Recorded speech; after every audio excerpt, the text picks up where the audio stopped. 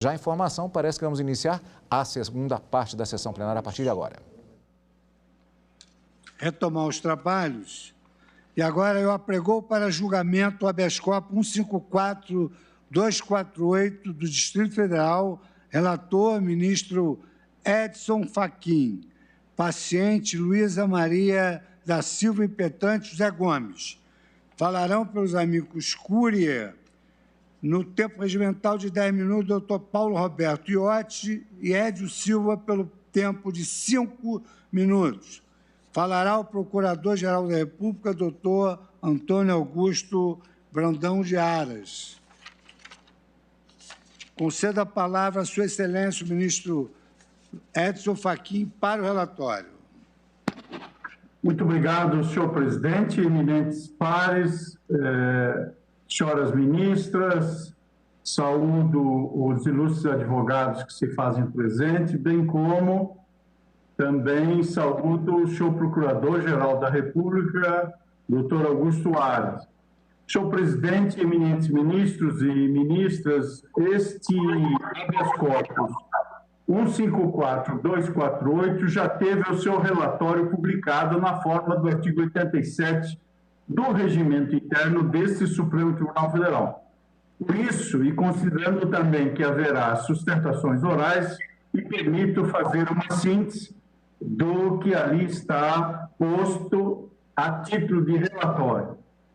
Trata-se, portanto, de habeas corpus impetrado em face de acórdão proferido no âmbito do Superior Tribunal de Justiça, que negou o provimento a recurso em face da apreciação de agravo em recurso especial 734-236, em que debateu precisamente o tema central deste habeas corpus, que é o crime de injúria racial e a circunstância de se tratar ou não de crime imprescritível. Naquele caso, o Superior Tribunal de Justiça deu parcial provimento ao agravo regimental e indeferiu o pedido de extinção da punibilidade, tendo ali assentado que a ofensa a dispositivo constitucional não pode ser examinada em recurso especial, uma vez que compete exclusivamente ao Supremo Tribunal Federal o exame de matéria constitucional, o qual já se manifestou em caso análogo, refutando a violação do princípio da proporcionalidade da pena cominada ao delito de injúria racial.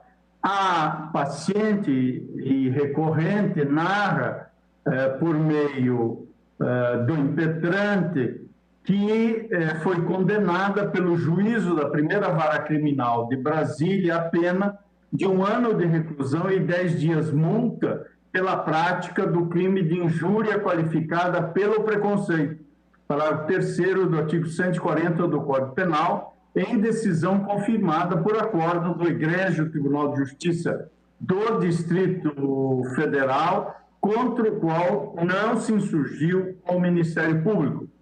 Também sustenta que se deve reconhecer a existência de ilegalidade, pois, nas palavras da indesignação recursal, pois, levando-se em consideração que o último marco interruptivo foi a publicação da sentença condenatória e que já se passaram mais de 4 anos sem que houvesse o trânsito julgado da condenação, operou-se a prescrição da pretensão punitiva, não só no que tange a pena corporal, mas também a de multa. Sustenta ainda que a 6ª turma do Superior Tribunal de Justiça teria cometido gravíssimo equívoco ao asseverar que o crime de injúria racial é imprescritível e inafiançável. À luz desses argumentos aqui sintetizados, pugna seja concedida a ordem para suspender o curso da ação penal ou a expedição de carta de guia, ao final, a concessão do presente habeas para declarar extinta a punibilidade da paciente em razão da prescrição da pretensão punitiva da prescrição intercorrente. Nos autos, a Procuradoria-Geral da República se manifestou pela denegação da ordem e, no parecer que trouxe aos autos, assentou que o crime de injúria racial, inserido no artigo 140 do Código Penal pela Lei 10.741 de 2003, é imprescritível, inafiançável e punível com reclusão, e o serão todos os outros tipos penais vindouros que visem coibir a prática do racismo, é o que trouxe aos autos o Ministério Público. Foi determinado, e assim se procedeu, foi determinada a coleta de informações prestadas pelo juízo de origem, tendo em vista a relevância da matéria, o feito foi afetado ao pleno em 18 de setembro do ano corrente, tendo sido, ao depois indicada preferência ao julgamento, e foram admitidos a miticure e ao relatório, senhor presidente.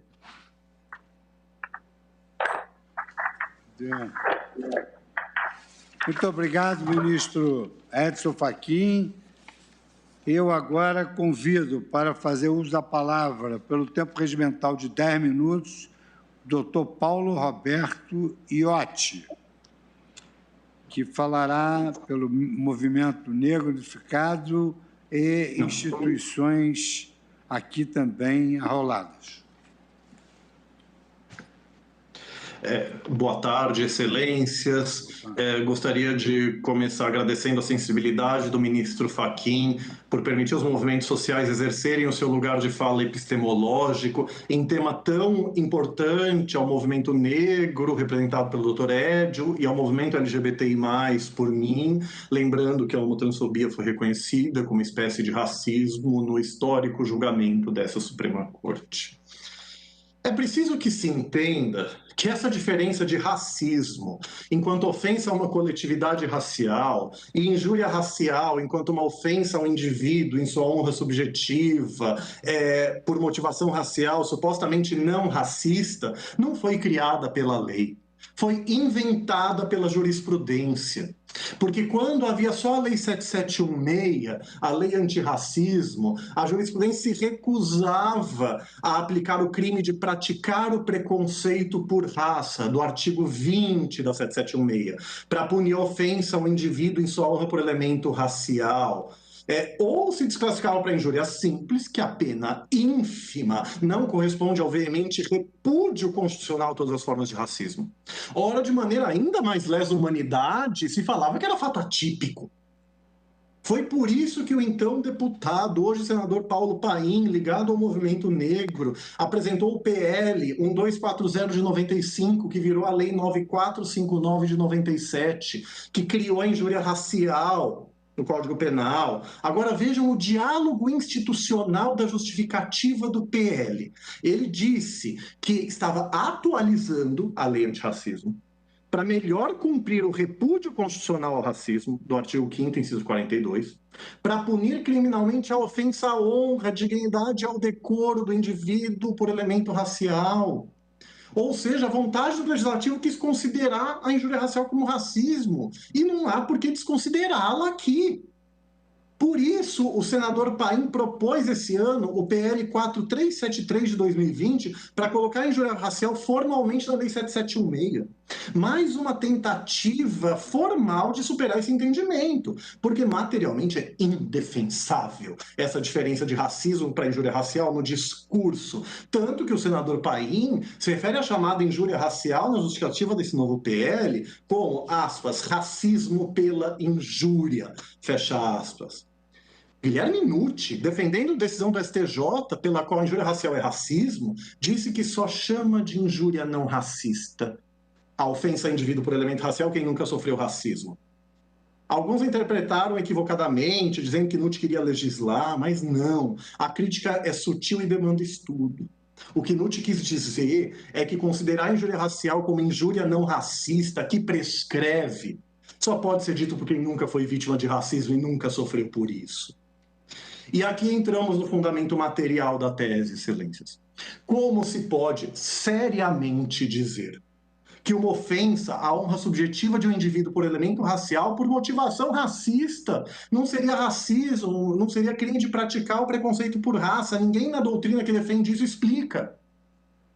Ora, o indivíduo é ofendido por causa da ideologia racista. Para o STF, racismo é a inferiorização de um grupo social relativamente a outro. O caso é o Wanger, HC 82424. Num sistema de relações de poder, em que grupo dominante oprime grupo dominado, desumanizando, o caso da homotransfobia, ADO 26 e MI 4733. O indivíduo é ofendido por motivação racial, por essa ideologia segregacionista que o considera inferior, isso é evidente. O professor Adilson Moreira, nossa maior autoridade do direito antidiscriminatório, gentilmente respondendo à indagação minha, ele afirma, aspas, não há motivo para diferenciação entre esses dois crimes, porque uma pessoa que sofre o crime de injúria racial, o sofre em razão do pertencimento dela a um grupo, há uma diferenciação em relação a um grupo. Fecha aspas e parafraseando, ofende-se a honra pessoal, porque a identidade pessoal tem uma dimensão coletiva também. Citamos no AMIT estudo das professoras Marta Machado, Márcia Lima e Natália Neres, analisando mais de 200 acórdãos, que constatou como fato objetivo que o discurso racista se dá principalmente na forma da chamada injúria racial. Então, não reconhecer a ofensa ao indivíduo em sua honra por motivação racial como racismo significa retirar a maior parte da eficácia do repúdio constitucional aos crimes de discursos racistas.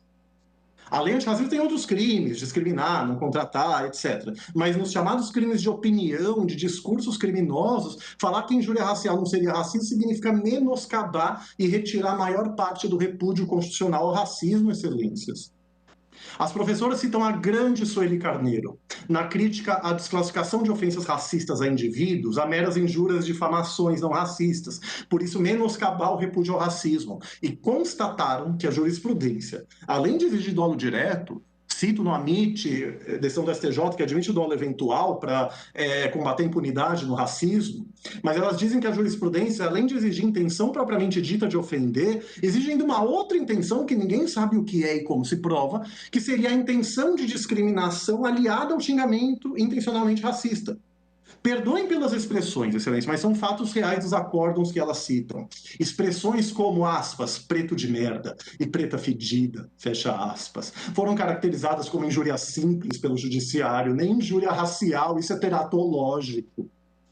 Então um homem gay, quando eu for chamado de aspas, viado de merda, fecha aspas, um xingamento nefastamente comum, vão falar que não seria homofobia enquanto racismo homotransfóbico, mas injúria simples não racista?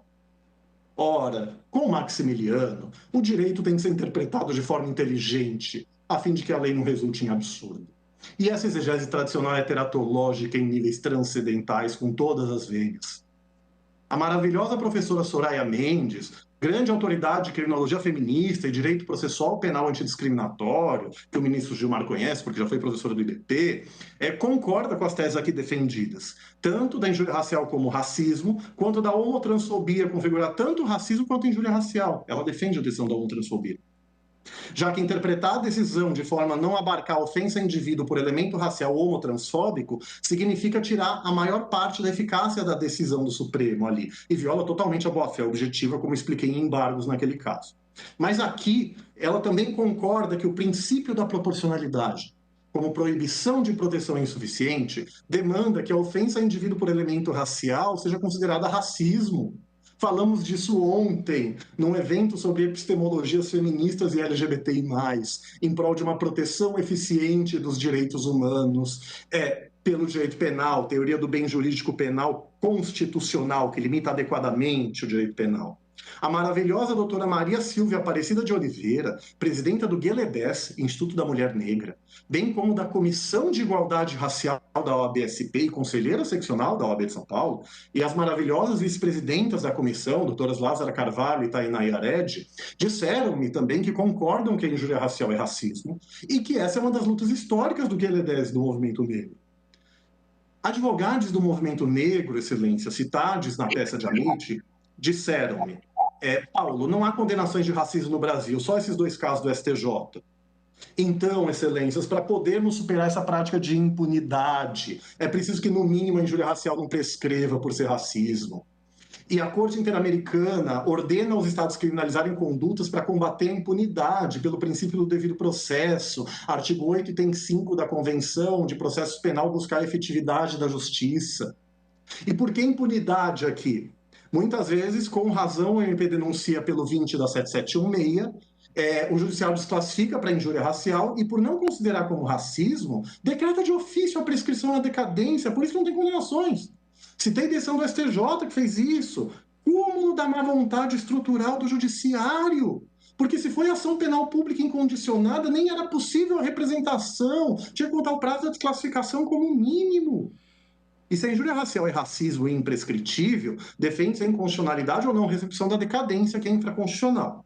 Mas se o Supremo entender que não, pela diferença de institutos, eu entendo que quando o Supremo falou de imprescritibilidade pensou na decadência também, mas que pelo menos feita a representação seja imprescritível daí, é o mínimo do mínimo.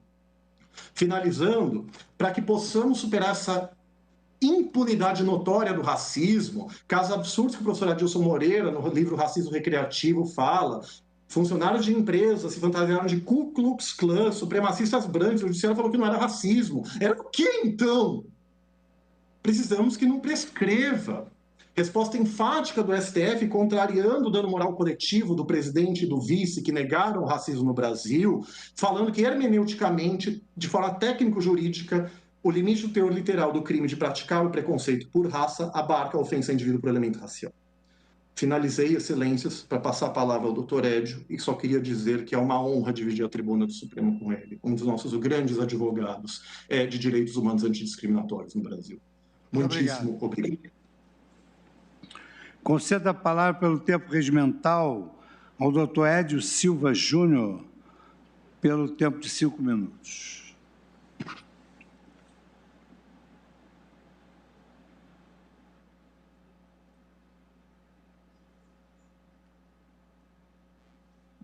Doutor Edio, o seu som não está saindo. Som. Seu som está desligado. Me ouve, presidente? Seu som estava desligado. Ok. Me ouve, presidente? Ouço. Me ouve, presidente? Ouço. Ouvimos, já não precisa gritar mais. Ah, desculpa. Seja bem-vindo. Desculpem. Você deve ter tido a informação que eu tenho uma deficiência auditiva, mas eu estava ouvindo. Eu confesso aqui publicamente, diante dessa igreja corte, que eu sou um semi-analfabeto digital, então ainda estou tentando lidar com esse instrumental. Mas, eminente senhor, excelentíssimo senhor presidente dessa igreja corte, eminente relator, doutor Edson Fachin, a quem agradeço pela oportunidade dos movimentos sociais se manifestarem nesse processo que tem uma importância extraordinária na luta contra o racismo. Excelentíssimos senhores ministros, senhoras ministras, eminente procurador-geral da República, senhores advogados, quero dizer da honra de dividir essa tribuna com meu colega, doutor Paulo Iotti, que é um quadro cuja destreza, a proficiência, a erudição dispensa maiores comentários. São 3 observações muito breves. A primeira é que na ponta, e eu sou um advogado que há quase 30 anos, e nesse sentido, quero dizer que há menos de 30 anos, porque fui aluno de graduação do eminente ministro Ricardo Lewandowski, vou ao judiciário discutir a temática do racismo. E a questão ali é a tensão entre norma e valor, ou seja, para mim, o que está em discussão aqui é a autoridade da Constituição Federal. Porque parte dos atores do sistema de justiça tendem a submeter, a encapsular a norma jurídica e o sistema constitucional aos seus credos, às suas convicções, às suas ilações, às suas inclinações pessoais. Basta lembrar que, recentemente, um grupo de quase 40 juízes do Tribunal de Justiça de Pernambuco se recusou a participar de um curso sobre racismo. Quer dizer, como é que nós podemos conceber que a universidade, como o judiciário, que por gênese são espaços de reflexão, 40 juízes se recusarem a participar de um curso sobre racismo, sob a alegação de que racismo seria uma espécie de infiltração comunista num país plurirracial e multicultural como o Brasil. Desse ponto de vista, portanto, eu quero dizer que alguns dos casos que eu atuei nessas décadas, expressões como macaco, negro sujo, etc., foram subsumidas a injúria simples. Não é nem a injúria qualificada por racismo. Então, para reforçar a necessidade de afirmação da autoridade, da repulsa constitucional, conforme com seu brilhantismo habitual, o doutor Paulo Iotti registrou aqui, a autoridade da repulsa constitucional a qualquer conduta motivada por racismo. Então, desse ponto de vista, me parece que também é dispensável maiores considerações. Quero ratificar aqui que, do meu ponto de vista, o artigo 20 da Lei 7716, que regulamentou o artigo 5º, inciso 42 da Constituição, que repudia, que reprova a prática do racismo, né, em qualquer de suas modalidades. Então, a prática do racismo regulamentada pelo artigo 20 da Lei 7716, o artigo 20 é rigorosamente apto para incidir sobre a injúria racial e me parece, como diria o professor Lewandowski nas nossas aulas, é de meridiana nitidez, não é? E, desse modo, portanto, agradeço a honra de ocupar mais uma vez essa tribuna para reforçar, robustecer o pedido de denegação do presente habeas corpus. Muito obrigado pela atenção de todos. Palavra a Sua Excelência, Procurador-Geral da República, doutor Antônio Augusto Brandão de Aras.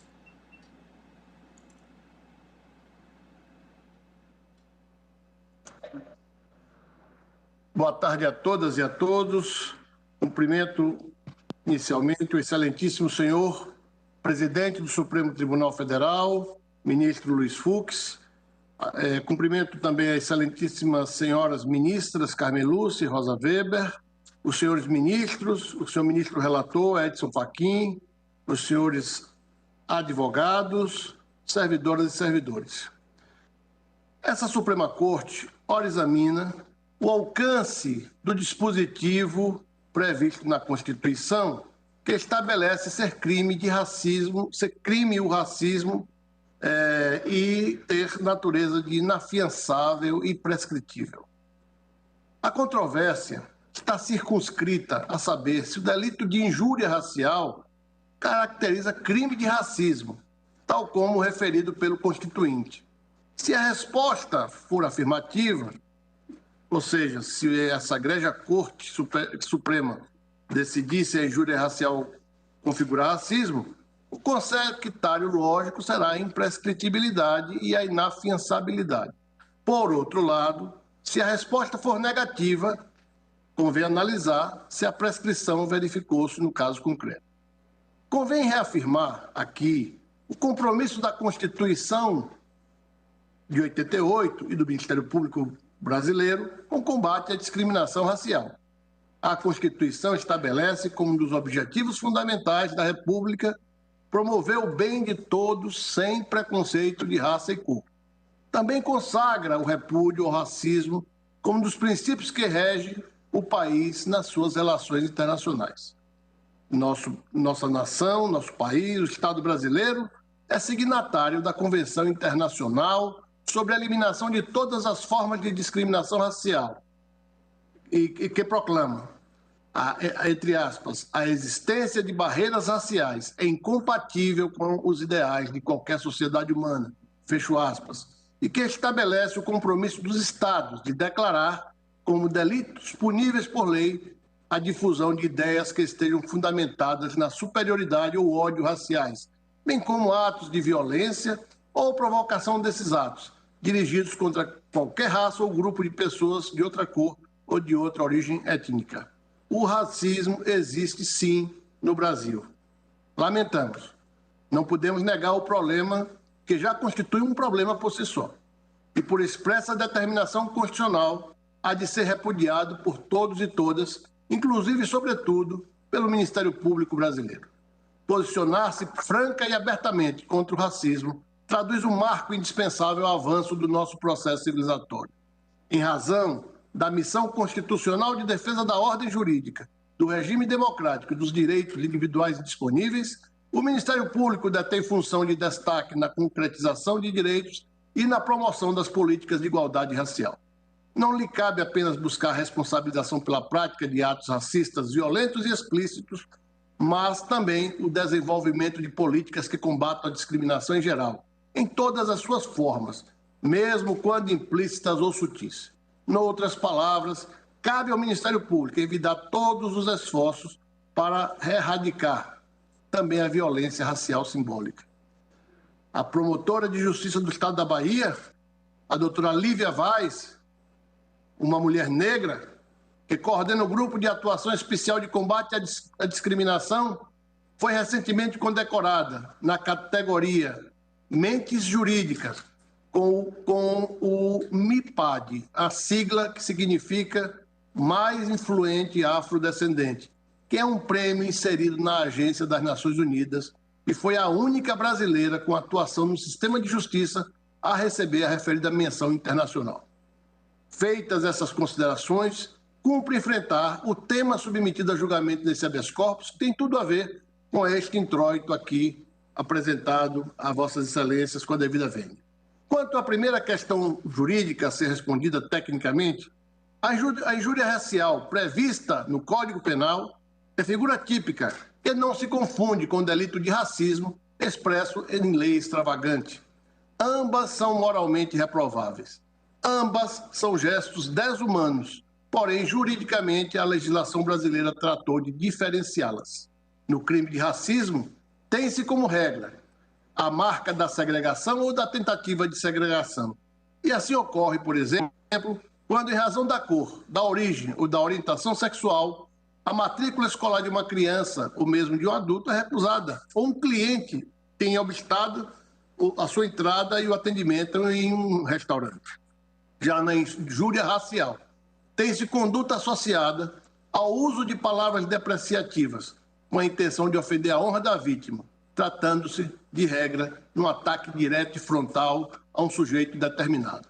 É o que ocorre, por exemplo, quando torcedores degradam verbalmente jogadores de futebol ou quando, durante uma discussão de trânsito, motoristas proferem palavras ofensivas. Pois bem, Igreja Corte Suprema, o Constituinte fez a opção por, excepcionando a segurança jurídica, estabelecer a imprescritibilidade para o crime de racismo, que tem bem jurídico tutelado diverso do crime de injúria, ainda que qualificado. Não se há data vênia de interpretar a Constituição sem se considerar a ciência do direito penal, que nos orienta a buscar o bem jurídico tutelado e a atuação do legislador penal como definidor do tipo penal aplicável à espécie. Uma pesquisa nos documentos da Assembleia Nacional Constituinte revela que a Subcomissão dos Negros, Populações Indígenas, Pessoas Deficientes e Minorias se ocupou do assunto. E no artigo 3º do anteprojeto do relator constava a proposta de criminalização de conduta de degradar, por palavras, pessoas em razão da cor.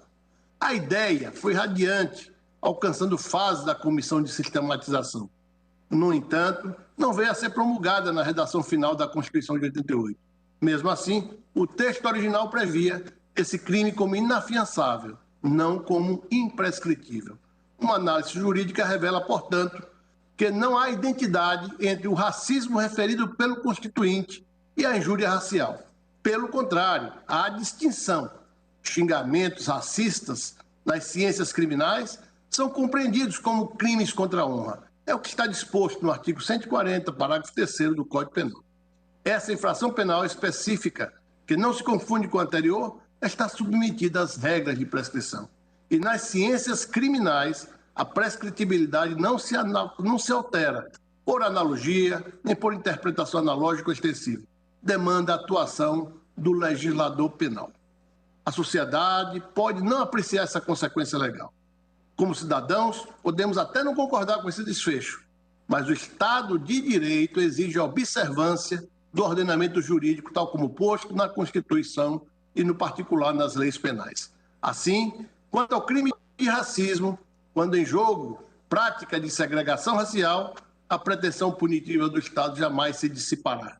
Por comando constitucional expresso, o ius puniendi é atemporal. E nessa linha, o legislador cuidou de estabelecer para esse crime a ação penal pública incondicionada. No que toca ao crime de injúria racial, o Congresso Nacional posicionou-se claramente sobre o tema. A lei não só estabelece que o delito prescreve. A leitura do artigo 145, parágrafo único, demonstra que o crime de injúria racial é de ação penal pública condicionada à representação do ofendido. E isso se dá porque, tratando-se de conduta lesiva à honra subjetiva, que não exorbita da esfera individual, a persecutio criminis estatal condiciona-se à avaliação da vítima.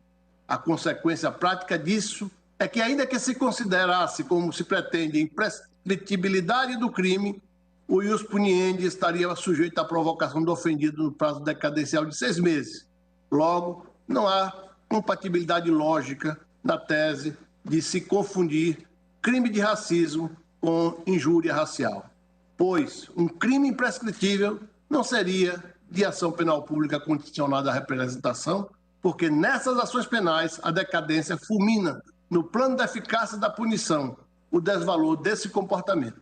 E o Congresso Nacional, onde estão os mandatários do povo brasileiro, porque sufragados nas urnas, avaliou o desvalor da conduta e, com a sua régua, posicionou-se, fazendo a distinção. No Brasil, o crime de feminicídio prescreve, o delito de estupro prescreve. São comportamentos bárbaros, hediondos. Apesar disso, na legislação, eles também prescrevem. Há que se observar as escolhas feitas no arcabouço constitucional e legislativo quanto ao crime de injúria racial. A opção legítima de escolha pelos representantes democraticamente eleitos quanto às condutas que serão marcadas pela excepcionalíssima nota da imprescritibilidade, exceção ao princípio da segurança jurídica, alcança somente o crime de racismo. E o legislador brasileiro, no sentido de avançarmos sem atropelos, rumos a uma sociedade mais tolerante e mais fraterna, assim decidiu. Podemos dizer, perante essa Suprema Corte, pedindo vênia, sim, vidas negras, indígenas, mulheres importam. E é aqui que nós estamos a discutir se crime de racismo e crime de injúria racial devem merecer o mesmo tratamento legislativo e jurisprudencial posto na mais alta corte constitucional do país. No caso concreto, eminentes ministras e ministros, temos que levar em conta o que concerne a ocorrência da prescrição. E a resposta está no Código Penal. Na data da aprovação da sentença condenatória, a ré tinha mais de 70 anos. Logo, o Código estatui que o prazo prescricional é contado pela metade.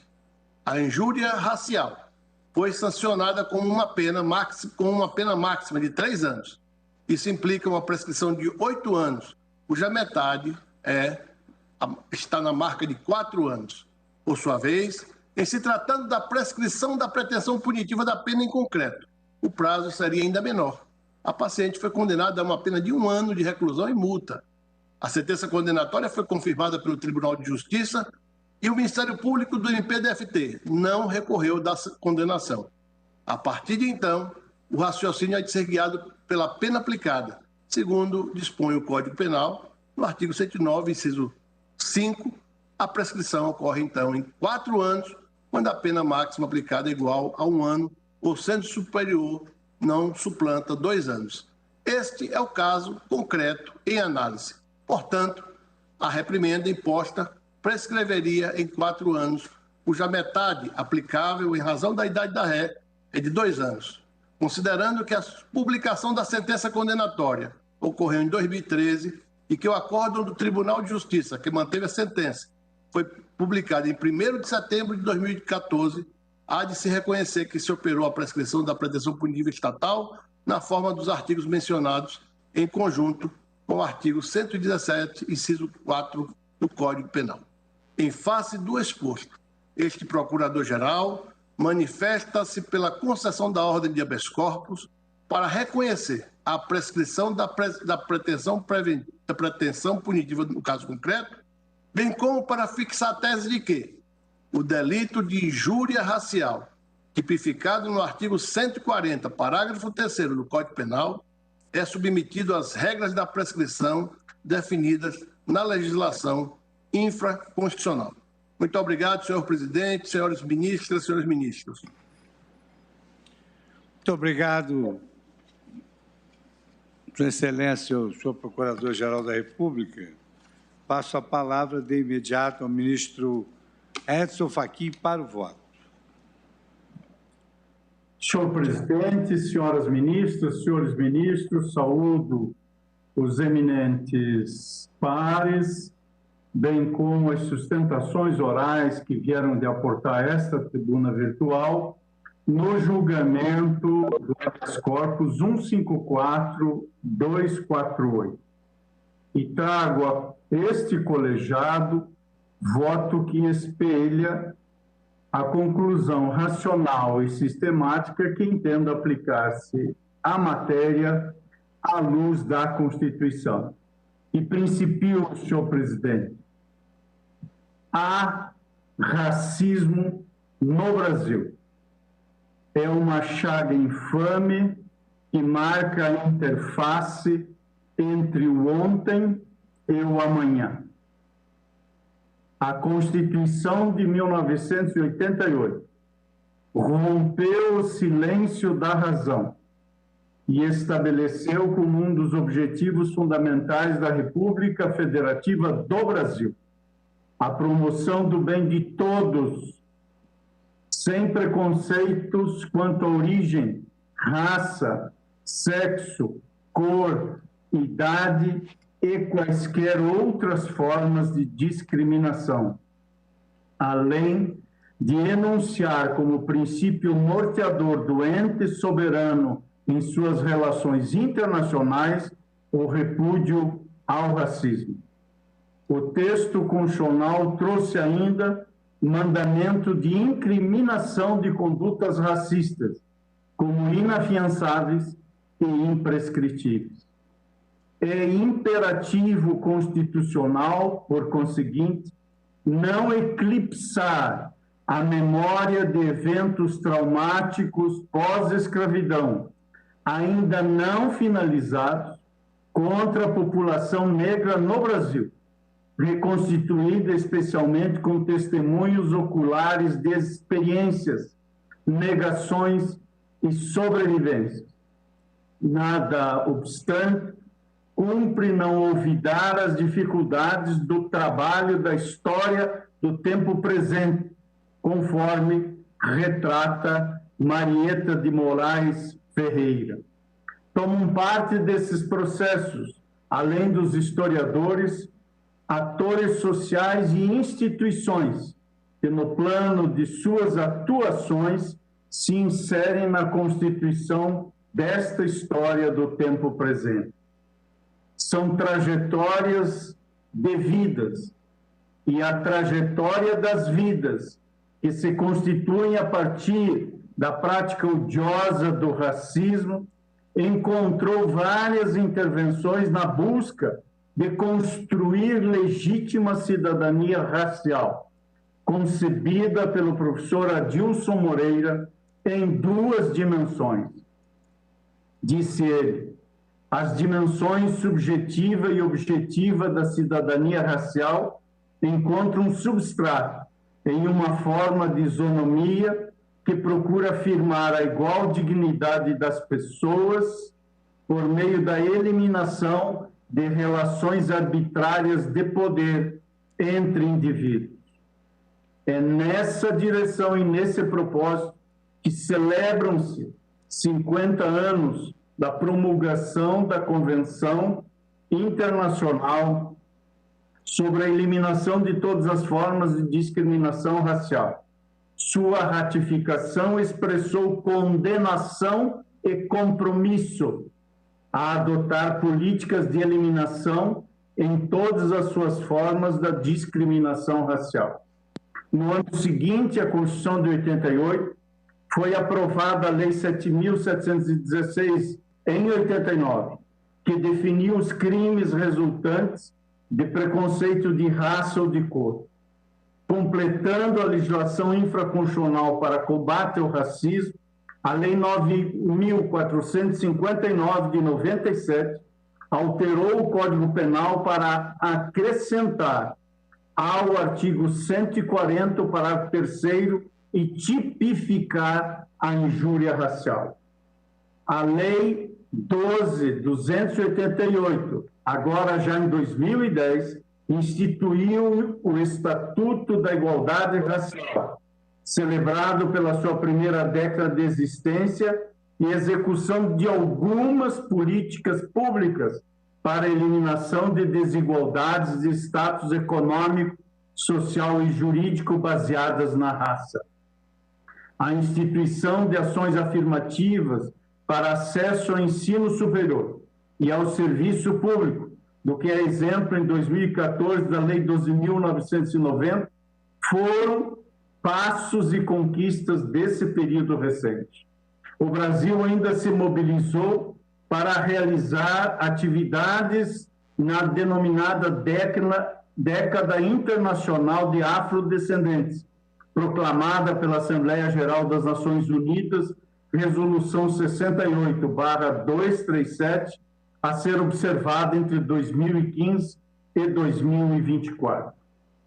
Assim, a adoção desses objetivos, princípios e compromissos no plano internacional e em dispositivos situados entre os alicerces do mais importante texto da vida republicana e democrática brasileira, que é a Constituição de 88, ao pressupor a necessidade de ações do poder público e de todos os que vivem neste país para combate ao racismo, reconhece, por um lado, que além das violências raciais e verbais, e físicas perpetradas por indivíduos, há, por outro, também uma dimensão institucional, ambas resultantes do racismo estrutural que marca as relações no seio da sociedade pátria. Para o professor Silvio de Almeida, o racismo é uma decorrência da própria estrutura social, ou seja, do modo com que se constituem as relações políticas, econômicas, jurídicas e até familiares, não sendo uma patologia social e nem um desarranjo institucional. O racismo, diz o professor Silvio de Almeida, é estrutural.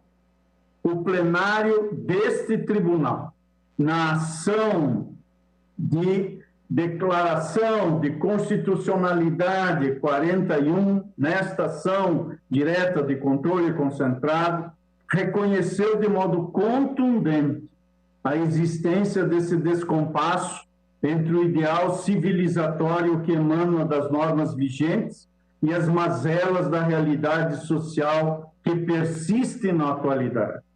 Naquela oportunidade, o eminente ministro Luiz Roberto Barroso, ao proferir o voto condutor do julgamento, no que, aliás, foi acompanhado por todos os ministros integrantes deste tribunal, descreveu de modo objetivo o assim chamado racismo à brasileira, entranhado em nossa sociedade, muitas vezes, de modo subrepetício, herdeiro das feridas abertas pela escravidão, nunca cicatrizadas.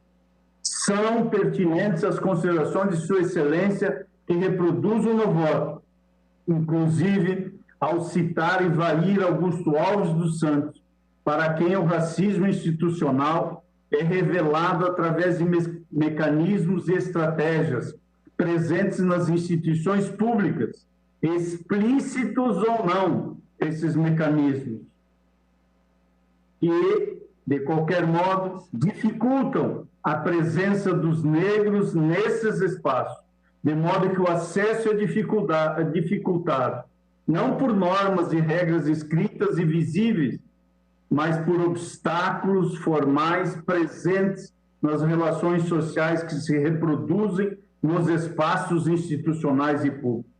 Assim disse o ministro Luiz Roberto Barroso nesse histórico voto. Criou-se um aparato apto à manutenção da exclusão e da marginalização sem que fossem instituídas leis discriminatórias propriamente ditas, como foi a experiência dos Estados Unidos da América do Norte. Por isso, Sua Excelência trouxe à colação dados importantes a partir, inclusive, do reconhecimento pela ONU da existência de um racismo estrutural e institucional no Brasil, e que Sua Excelência evidenciou ser revelada pelas análises estatísticas, a começar pelo censo de 2010 do IBGE, os dados do IPEA, o sistema carcerário, os estigmas sociais e o racismo, disse ainda o ministro Barroso, que se manifestam muito nitidamente num fenômeno que Sua Excelência denominou do genocídio da juventude negra.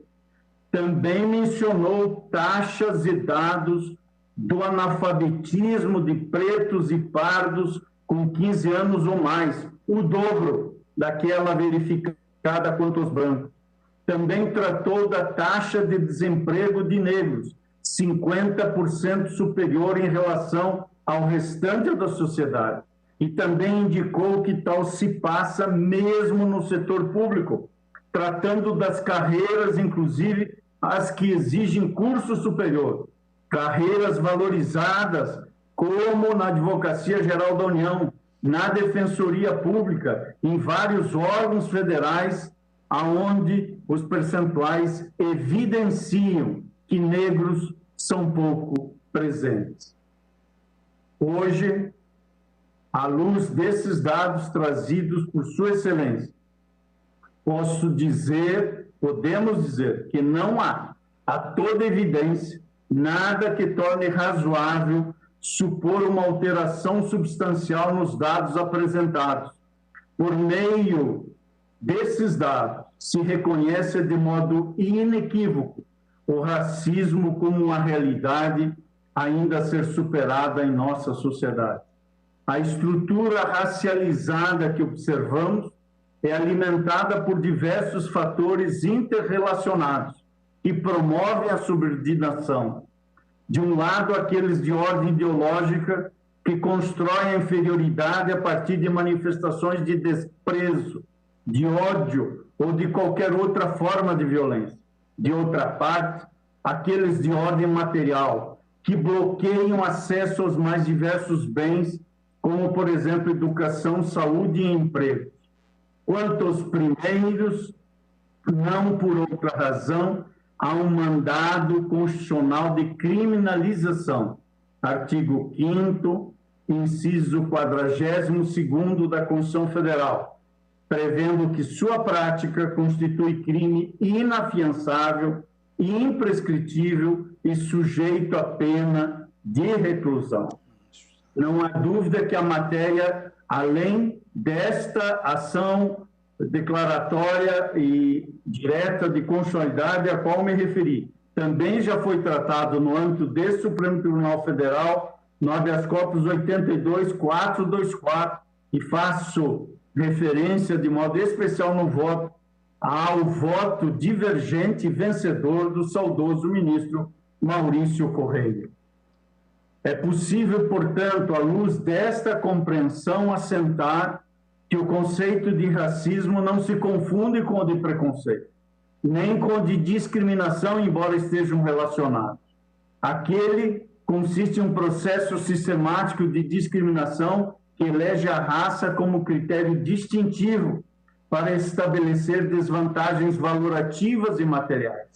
O preconceito racial é juízo baseado em estereótipos acerca de indivíduos que pertencem a um determinado grupo racializado e que pode ou não resultar em práticas discriminatórias, como escreve Silvio Almeida. A discriminação racial, por sua vez, é a atribuição de tratamento diferenciado a membros de grupos racialmente identificados. Portanto, a discriminação tem como requisito fundamental o poder, ou seja, a possibilidade de efetivo uso da força, sem o qual não é possível atribuir vantagens ou desvantagens por conta da raça. A já citada Convenção Internacional sobre a Eliminação de Todas as Formas de Discriminação Racial define discriminação racial como qualquer distinção, exclusão, restrição ou preferência baseadas em raça, cor, descendência, origem nacional ou étnica, que tem por objetivo ou efeito anular ou restringir o reconhecimento, gozo ou exercício no mesmo plano em igualdade de condição de direitos humanos e liberdades fundamentais. Homens e mulheres não são negros apenas pela cor da pele, mas pela atribuição de sentidos que apagam as riquezas de suas ancestralidades e os qualificam a partir de valores negativos, até mesmo desumanizantes, como acaba de evidenciar o Dr. Edio em sua sustentação oral.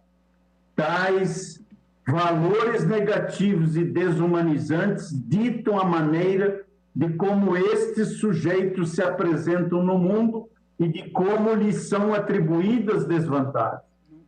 Assim,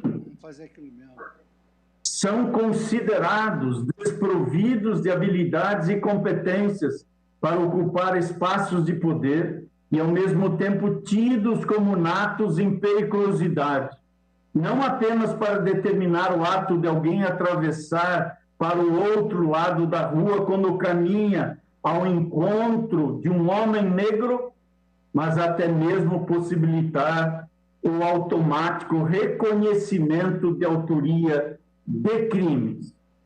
A atribuição de sentidos raciais se inicia logo cedo, quando enxergamos algumas crianças como príncipes e as outras como moleques, e segue ao longo de toda a vida a existência desses sujeitos que em determinados percursos passam até mesmo pela condição de não sujeitos.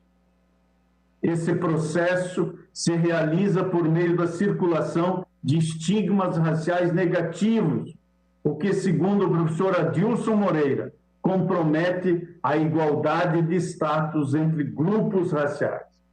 E no campo das práticas discriminatórias, não devem ser esquecidos ou soterradas as denominadas microagressões, muito apropriadas para a compreensão da injúria racial. Assim, senhor presidente, estabelecidas estas premissas, é possível identificar o alvo do mandamento constitucional de incriminação como sendo a produção e a circulação de estigmas raciais, sejam eles implícitos, sejam expressos, em atos odiosos ou de desprezo, engendradores de uma discriminação que é sistemática e que configura, portanto, racismo. Nessa esteira, eis a questão central do presente habeas corpus.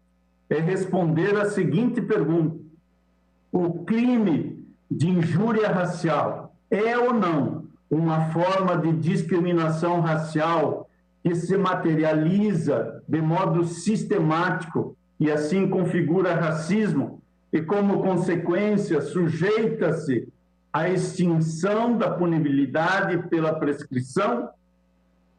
A resposta a esta pergunta, em meu modo de ver, é inequívoca e, por isso, a impetração não merece prosperar. Quando o sujeito ativo dirige ofensas ou insultos à vítima, ofendendo-lhe, conforme a lição de Guilherme de Souza Nutti, deve, para que tal conduta se amolde à descrição típica do artigo 140 do Código Penal, macular-lhe a honra subjetiva, nas palavras do ilustre professor, arranhando o conceito que a vítima faz de si mesma. E disse ainda: ao examinar os objetos material e jurídico do crime, o autor afirma que eles são coincidentes. Ambos consistem na honra e na imagem da pessoa que sofrem com a conduta criminosa. Por isso, no parágrafo 3º do artigo 140 do Código Penal, introduzido pela Lei 9.459 de 97, prevê-se a forma qualificada do delito, punida com reclusão de 1 a 3 anos e multa, para as situações em que a conduta ofensiva ou insultuosa, para que a ela se agreguem elementos atinentes, entre outros a raça, cor, etnia, religião ou origem. Desse modo, a prática do crime de injúria racial traz em seu bojo o emprego de elementos associados ao que se define como raça, cor ou etnia, para se ofender ou insultar alguém. Em outras palavras, a conduta do agente pressupõe que a alusão a determinadas diferenças se presta ao ataque à honra ou à imagem alheia, à violação de direitos que, situados até mesmo na perspectiva civilista, no âmbito dos direitos ou da personalidade, decorrem diretamente do valor fundante de toda a ordem constitucional e para todos, ou seja, a dignidade, qual seja a dignidade da pessoa humana. A injúria racial consuma os objetivos concretos da circulação de estereótipos e estigmas raciais, ao não alcançar destinatário específico, o indivíduo racializado, o que não seria possível sem o seu pertencimento a um grupo social também demarcado pela raça. Aqui se afasta o argumento de que o racismo se dirige contra grupo social, enquanto a injúria afeta o indivíduo singularmente. A distinção é uma operação impossível. Apenas se concebe um sujeito como vítima da injúria racial se ele se amoldar aos estereótipos e estigmas forjados contra o grupo ao qual pertence. Ademais, como já assentei no ponto de partida, senhor presidente, eminentes pares, para o deslinde dessa impetração, aqui se está diante da compreensão acerca do significado da discriminação racial e sua forma de materialização. Inegável que a injúria racial impõe, baseado na raça, tratamento diferenciado quanto ao igual respeito à dignidade dos indivíduos. O reconhecimento como conduta criminosa nada mais significa que sua prática tornaria a discriminação sistemática, portanto, uma forma de realizar o racismo. É importante ter presente os compromissos civilizatórios que desafiam a compreensão desta matéria e que o Brasil assumiu em diversos níveis normativos e institucionais. E, portanto, há de afastar qualquer forma de subjugar, diminuir, menosprezar alguém em razão de seu fenótipo, de sua descendência, de sua etnia. Trata-se de um componente indissociável da conduta criminosa em exame, o que permite enquadrá-la tanto no conceito de discriminação racial previsto no diploma internacional, quanto na definição de racismo, já empregada pelo Supremo Tribunal Federal no habeas corpus que mencionei no voto condutor no habeas corpus 82.424. A atribuição de valor negativo ao indivíduo em razão de sua raça cria as condições ideológicas e culturais para a instituição e manutenção da subordinação, tão necessária para o bloqueio de acessos que edificam o racismo estrutural. Também amplio o fardo desse manifesto atraso civilizatório e torno ainda mais difícil a já hercúlea tarefa de cicatrizar as feridas abertas pela escravidão, para que assim seja possível construir um país, de fato, à altura do projeto constitucional. Mostra-se insubsistente, desse modo, com devido respeito às opiniões de sentido diverso, a alegação de que há uma distinção ontológica entre as condutas previstas na Lei 7.716 e aquela constante do parágrafo 3º do artigo 140 do Código Penal. Em ambos os casos, há um emprego de elementos discriminatórios baseados naquilo que sociopoliticamente constitui raça, não genético ou biologicamente, aqui tratando, para a violação, o ataque, a supressão de direitos fundamentais do ofendido.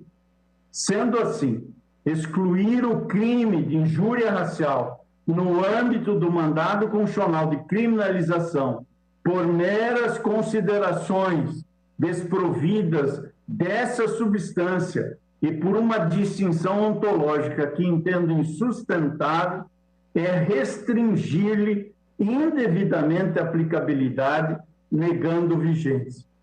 Concluo, senhor presidente, assentando que vários dos crimes previstos na já mencionada legislação extravagante são até mesmo apenados com sanção privativa de liberdade, idêntica do Código Penal.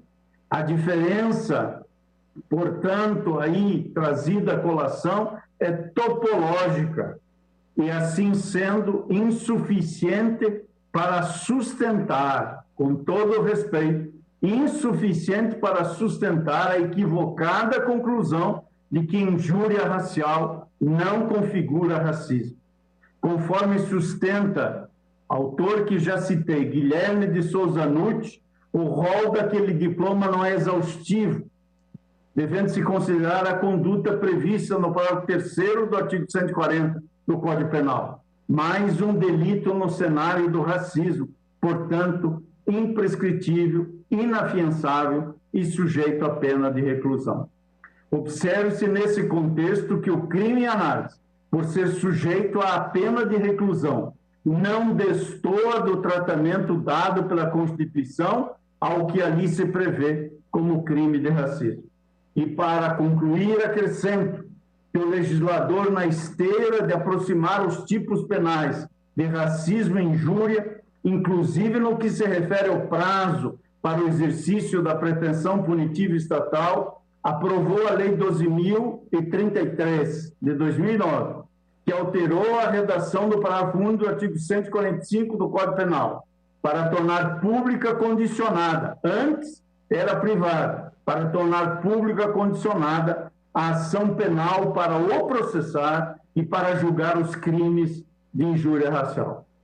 Assim concluo, senhor presidente, assentando que o crime de injúria racial, porquanto espécie do gênero racismo, é imprescritível e, por conseguinte, não há como se reconhecer a extinção da punibilidade que se pleiteia na impetração. Ante o exposto, voto por denegar a ordem de habeas corpus. É como voto, presidente. Muito obrigado, ministro Edson Fachin. Vota pela denegação da ordem e esse julgamento vai ser retomado na quarta-feira da semana que vem, juntamente com os outros processos pautados. Tendo em vista o adiantado da hora, eu declaro encerrada a sessão, agradecendo a presença de todos, senhores ministros, servidores e demais presentes. Está encerrada a sessão.